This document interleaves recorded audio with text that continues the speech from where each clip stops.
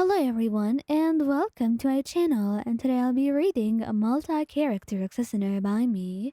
So let's get into it. Midoriya Izuku. Midoriya is an absolute sweetheart to you all the time. And whenever you need him, you know you can count on him to be there for you, to protect you and keep you safe. And right now, as you are in your own dorm room, you couldn't sleep at all. Perhaps it was the events that had happened lately. What was once chasing you down? Not you specifically, but rather you and your classmates.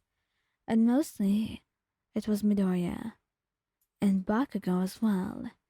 You didn't know why they wanted them specifically, out of all people, and you were worried about him. And those thoughts that were in your mind, they made it extremely challenging to fall asleep.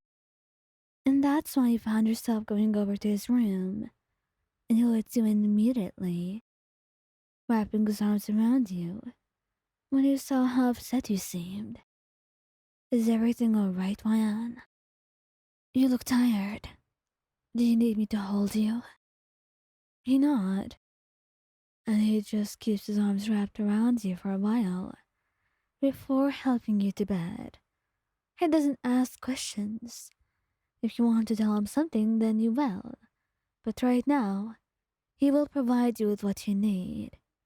And all you wanted at the moment was to be in his arms and feel safe with him, and to know that he was safe as well. And as the two of you got underneath the blanket, Midoriya's arms pulling you close to him, you buried your neck underneath his chin, closing your eyes. And then you felt him hum. And as you just closed your eyes against him, resting against his chest, his humming slowed to a close. Or maybe it was you who was falling asleep. You wouldn't know which.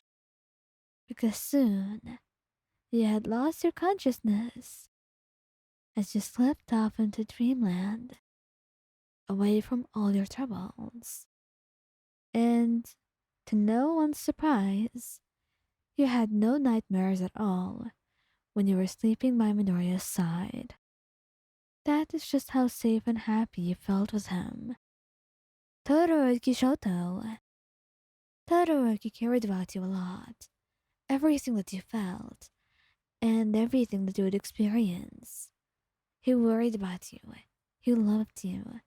And to him, you were the world. That's how much he cared for you. So when he came into your dorm room, because he saw you were online on your phone, and maybe, in hindsight, he should fault himself too for being awake. But he couldn't just think about his own health right now. Not when you were awake so late. And he found himself checking up on you, going over to you to make sure you're alright. Wayan, is everything okay? He asked, and you hesitated for a little bit before shaking your head, fidgeting, and then Todoroki took you in his arms, and as you closed your eyes against him, you felt him stroke your hair gently. Do you need me to stay with you? No, Shoto, you don't have to do that. I mean, I don't want to bother you. Well, you won't be bothering me. Besides, I'm the one offering. If you would be bothering me, then I wouldn't offer it. I'm not self-sacrificial like that. You wanted to tell him that he was lying. He was self-sacrificial. He always put others above himself. And he wanted to protect so much, and so many people. But he never really realized it. How kind you could actually be. But you nodded all the same, telling him that you need him today. And he stayed by your side, holding you gently and reading a book out loud to you, letting you lean against him on the bed. And slowly, his voice faded into the background as you fell asleep against him. It was one of those sleepless nights. But Shota had come over to you and saved the day. Even if you slept a little bit later than you usually would. But seeing you sleep peacefully and soundly made it all worth it in the end. Bakugou Katsuki. Bakugou always had that rough exterior about him, not really knowing how to show his love or affection, even though he really wanted to. But you would always understand him. However, that didn't mean that you were worried about upsetting him or being inconvenient sometimes, or being an annoyance by his standards. It scared you how maybe some acts or some things that you might do may be unfavorable to him and may even bother him. And in the case that they do, what would he do after that? Would he get bored of you or leave you?